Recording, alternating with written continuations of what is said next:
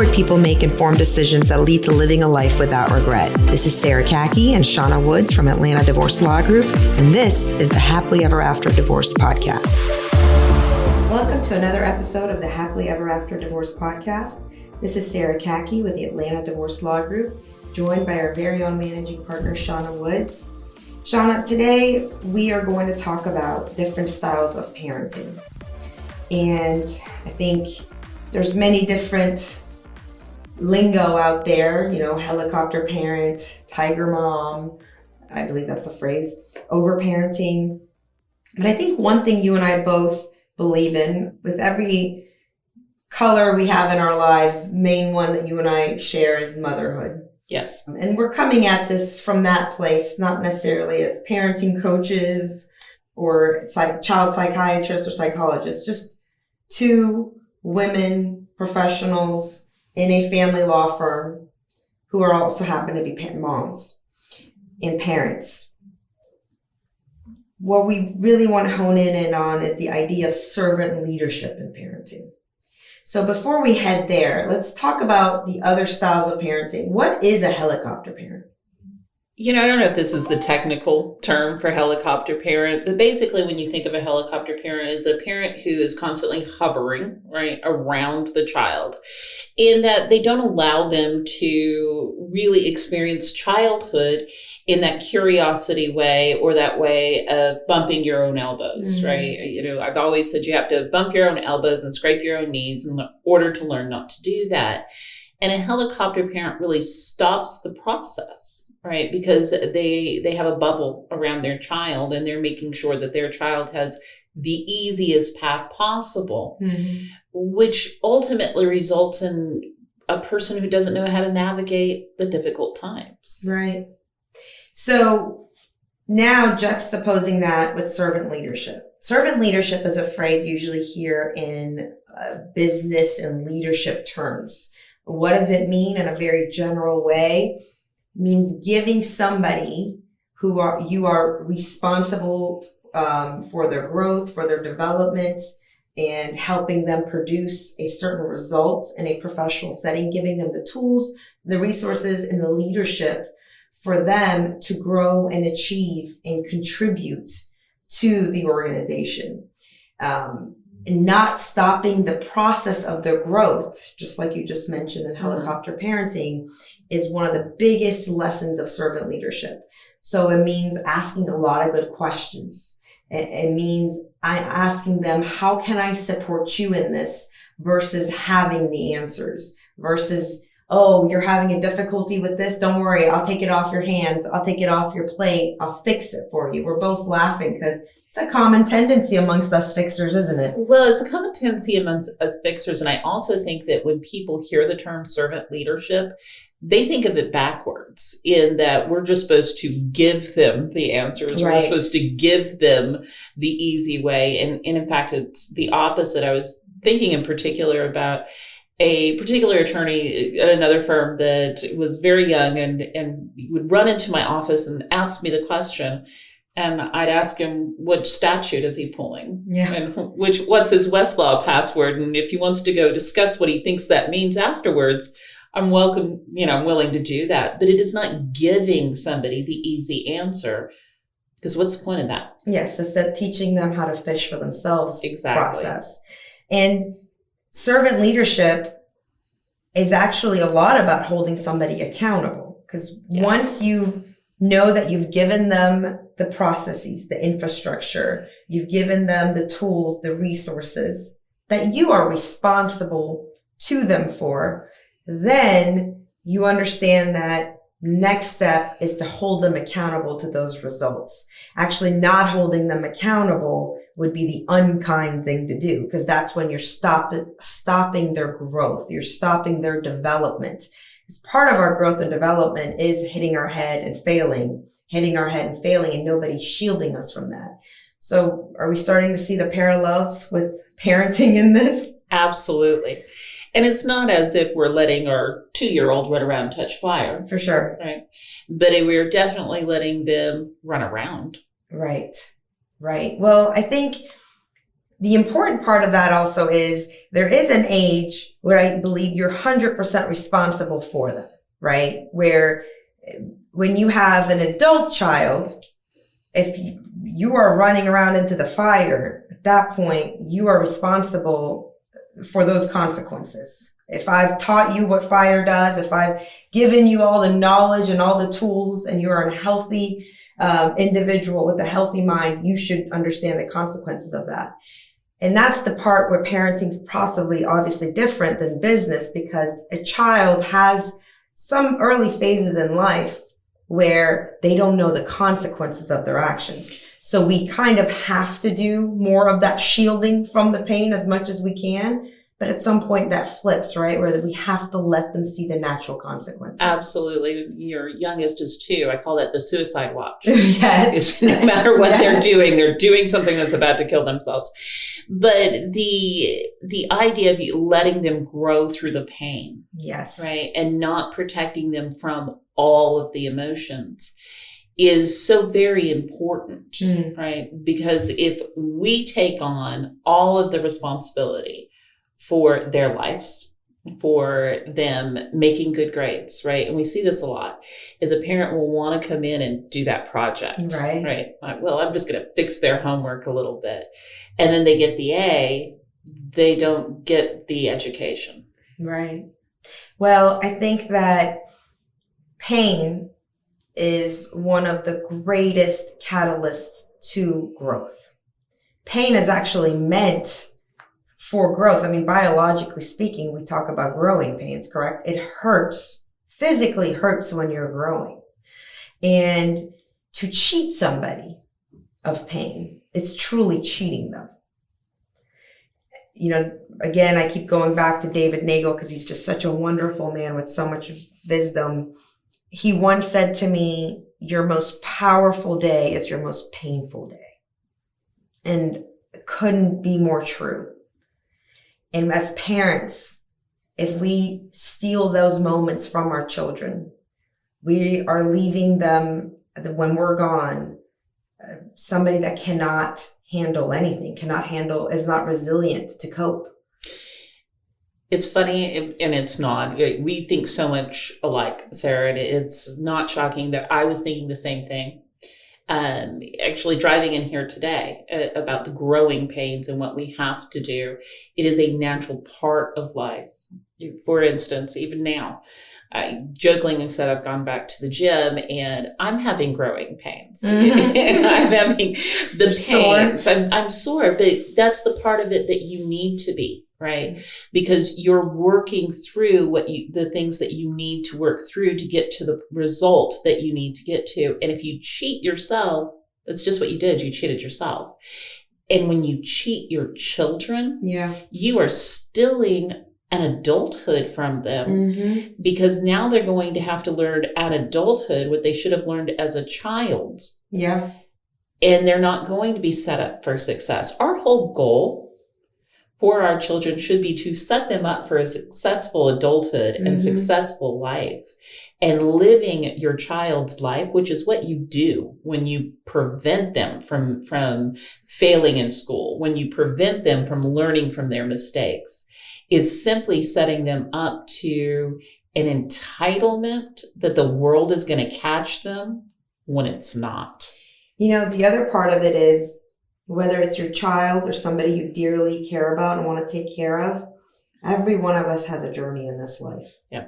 And that journey is meant to produce our legacy, our message, the individual unique contribution that only you and only you can provide to this world.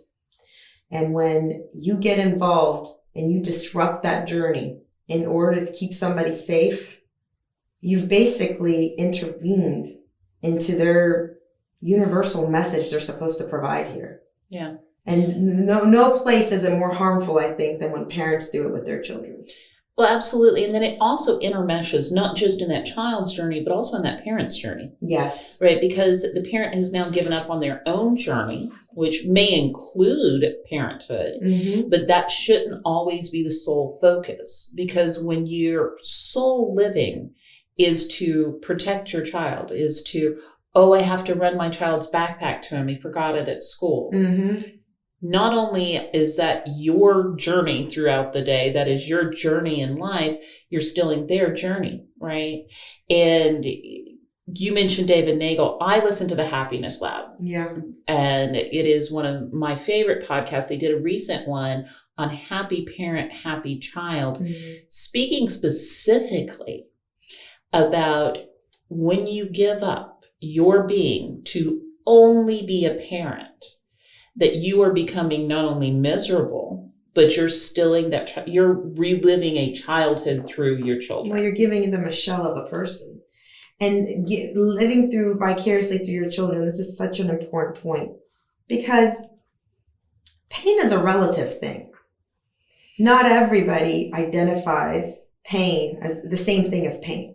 Mm-hmm. So this is the part where we really interrupt the child's experience with life, is when we project our own definition of pain onto our child. How do I know that, for instance, the pain that I would have felt receiving a B on a science project is going to be the same kind of pain in my son's life, right? It might not be. How can I say that not sitting at the cool kids table at the cafeteria is going to have the same emotional meaning for my child as it might have had for another child? Because it actually did not have any pain for me, to be very honest. I was just fine with that. But you get the idea. It's that projecting of the parent's pain. A fact is a fact. A circumstance is a circumstance. A situation it just is. But what it means, we're the ones responsible for its meaning. Oh, this was horrible, or this was painful, or this was so tragic. How is that? Is that true? Do we know that's true? Is that just what meaning you attach to it? And you see this even in very young children. You see this in toddlers. And often they will fall or they'll bump into anything. And they'll turn to their parents really quickly, right? To see their reaction, to know what their reaction, the child's reaction should be. And if your reaction is running over, oh, my poor baby, well, they're going to start bawling. If your reaction is not even to acknowledge it, they may just get up and walk it off. And I have to tell you, as a child of Persian parents, especially a Persian mom, this is going against so much cultural programming. So much. So I'll tell you guys what I do when my child falls. This isn't even intentional. It's literally muscle memory. The first thing I do when my child falls is, I learned this from my mom as a child, I hit myself in the head. I know. What? I know. Sham laughs so hard every time. And I literally say a little phrase in Farsi. I'm not going to repeat it here, but it's literally like cursing yourself, because that's how much of potential helicopter parents or over-parenting or over-mothering we can do in my culture. Your child goes to bed hungry, you are a terrible mother. It does not matter that your child does not eat anything and they are the pickiest eater in the world. You're just a terrible mother. If your child did not get the good grades, you're just terrible because you did not stay up all night with them to make sure that they studied, right? Mm-hmm. Your child falls, no matter how much they insisted on their suicide attempt. Funny, not funny. You should hit yourself in the head because you should feel the pain of your child. That is the intermeshing, right, of your identity with your child. Yes. Because that is, you have stopped being a person and you have only now become a parent. Everything about you is the parent. And I will tell you, for a long time, my identity was really tied into two things: my job and being a mom. Yeah. And those were my two identities. And I went through a period of time when my daughter was in her 20s where I felt very rejected by her. Mm. And it was so completely devastating to me as a person. Yeah. Because not only was she rejecting, certain parts, she was rejecting me. She was rejecting everything about me. That's what I was internalizing. Yes. Right. And it's extraordinarily unhealthy. Yes. To have that be, you can have that part of your identity, but when you take parenthood as your whole identity, what happens when the child grows up, Yes. right? Because it is natural to say, I don't want to spend every day all day with you, Mom. I'm in my 20s. It is a very detrimental part. You almost mourn the children growing up. You do. And trying to infantile them. Yes. Right? That's a word that I'm going to practice saying. Trying to keep them younger than they actually are, which is detrimental to their growth, right? Which is one of the things that we're supposed to be doing is helping them grow into adulthood. And the other thing that I think that happens when we only identify to them as a mother is they don't learn, as if you're raising a daughter, if they're raising a son, you can see it in the opposite side. They don't learn how to feel as a woman. They don't they see an idea of womanhood, but they don't see the real womanhood, right? They don't see how you really experience love and pain and laughter, because their whole experience of you is mom. Well, this goes back again to the whole beginning of this, which was the servant leadership. The key to servant leadership is making the individual you're responsible to lead feel a full sense of ownership over their successes and over their development. Absolutely. Feeling like I did that. I have gaining that self-confidence, right? And that's your goal as their leader. Not even saying we did that. You did that, right? And you can do it again. That's the ultimate goal. Now, what happens with what you're describing, and happens very much in my culture, because first we overmother like crazy, and I'm not above this yet. I'm working on myself. I still tell my children I wish you would go back in my stomach. So I have a lot of work to do on myself in this area, but let's keep preaching. So first we overparent, we overfeed, we take way too much responsibility for their consequences, feel a lot of parental guilt. But then when they start growing into young adults, now we put all this pressure on them. You have to become a doctor, lawyer, engineer. And when they get the results, we constantly remind them, this is our results. Right. This is our results. This is our achievements. And, the whole family helped get you there. I'm not saying all Middle Eastern families are like this. Absolutely not. But it's a stereotype for sure. And it comes from some places, right? Instead of giving them full sense of ownership over everything they experienced and their successes and their wins. And I think that's what we're truly cheating them off, because then that self-confidence, that muscle that is grown with, I set a goal, I go after it, and then I can count on myself to achieve it. Next, set a goal, go after it, can count on myself to achieve it, versus mom and dad, man, I'd be in the gutter without them. Who am I without them? Right. I'm lost without them. Exactly. Because they kept the pain from you. Yes. Right. And you said something very powerful, something I absolutely believe in. I've heard other people say too, is through the pain is where you grow. Yes. Right. That the most powerful moments are your most painful moments. And those painful moments may not be brought on by yourself, right? Your child may be experiencing pain from an outside source, and sometimes it's from you. Yeah. Right. There's a book called Untamed by Glennon Doyle. Okay. Love this book. I'm just now listening to it, and I'm going through this part where she has to tell her children that they're going to have a divorce. Right? Her and her husband are going to go through a divorce. And one of the things that she said really resonated with me, was such a powerful parenting moment. She said, I'm not going to lie, this is going to suck. This is going to be one of our most painful moments in your life, but we're going to get through it, and you're going to get through it.